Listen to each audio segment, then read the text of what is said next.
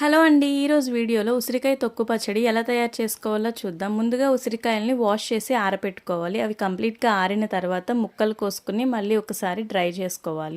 Next మనం చింతపండు కూడా ఆరబెట్టుకోవాలి. తర్వాత ఉసిరికాయ ముక్కల్ని ఉప్పు పసుపు వేసుకుని ఊరపెట్టుకోవాలి. ఒక 3 days ఊరపెట్టుకున్న తర్వాత ఈ ముక్కల్ని మిక్సీలో వేసుకుని గ్రైండ్ చేసుకోవాలన్నమాట.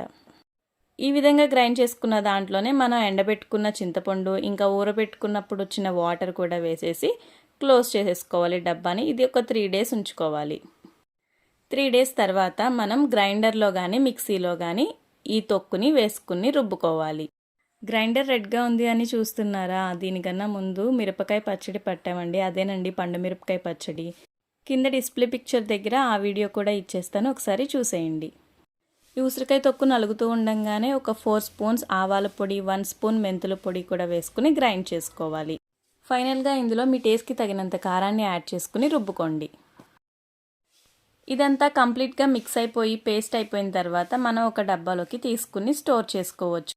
ఈ పచ్చడిని మనం ఎప్పుడు కావాలంటే అప్పుడు కొంచెం నెయ్యితో కానీ నూనెతో కానీ తాలింపు వేసుకుని తీసుకోవచ్చు. వీడియో నచ్చితే లైక్ చేసి సబ్స్క్రైబ్ చేయండి. Thank you for watching.